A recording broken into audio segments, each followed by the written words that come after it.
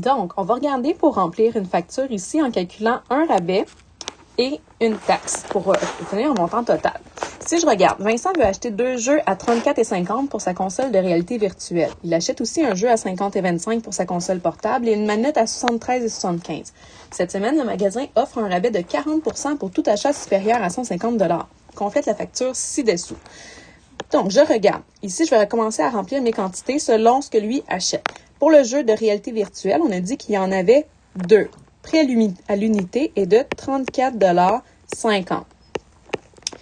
Ensuite, jeu de console est à 1 pour 50 et 25. Et finalement, il achète une manette à 73 et 75.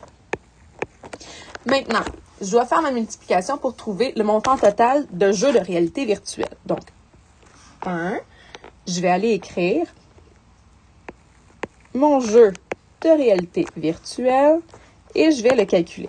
Donc, 34,50 fois 2 me donne, donc mon point 50, je sais que ça va me donner 1 $. 34 fois 2 me donne 68 plus 1, 69 $. Et ça, c'est mon montant pour la réalité virtuelle. Pour le jeu de la console, puisque je n'en ai qu'un, je peux le réécrire. Même chose pour la manette. Ensuite, je vais devoir trouver mon sous-total 1. Pour trouver mon sous-total, je dois tout simplement additionner mes montants total de chaque item acheté.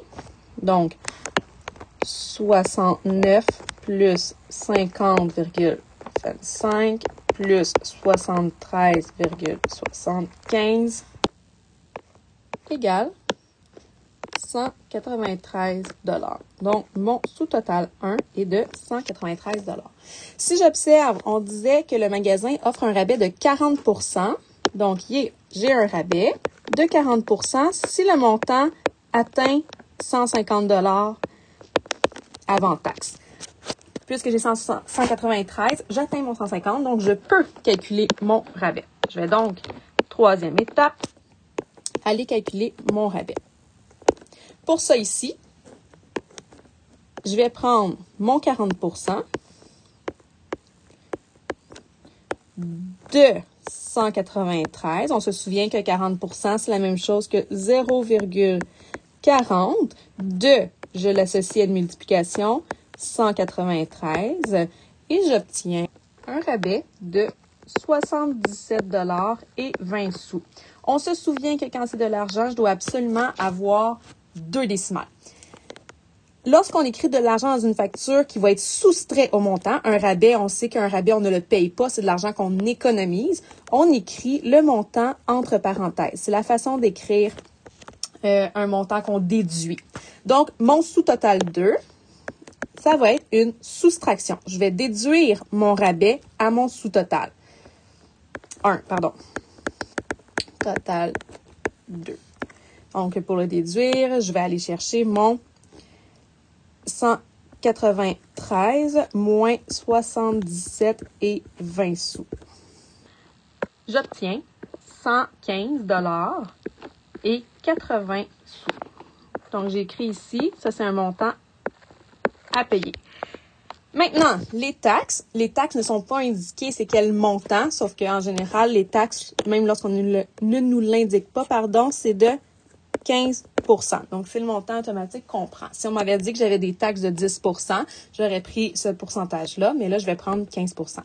Les taxes, c'est un montant qu'on ajoute à mon sous-total parce que je dois payer des taxes, un montant supplémentaire. Donc, je ne vais pas le mettre entre parenthèses ici. Mes taxes sont de 15%, de 115 et 80. Je prends mon... Donc, je vais aller calculer les taxes, pardon. Je prends mon 115,80 et je veux trouver le 15%. Donc, pour la même méthode que le 40%, je vais aller utiliser mon 0,15. 15%, c'est la même chose que 0,15. De 115,80, donc fois 115,80. Et je vais obtenir 17 $ 37 sous. Donc, ça, c'est le montant de mes taxes. Je reviens dans mon tableau. Je vais ajouter 17,37 à mon 115,80 pour aller calculer mon total. Donc, mon grand total de ce que je vais avoir à payer, c'est 115,80 plus, parce que je dois ajouter la taxe à mon prix pour obtenir un montant qui s'élève à 133,17. Je réécris ici dans mon montant total de la facture.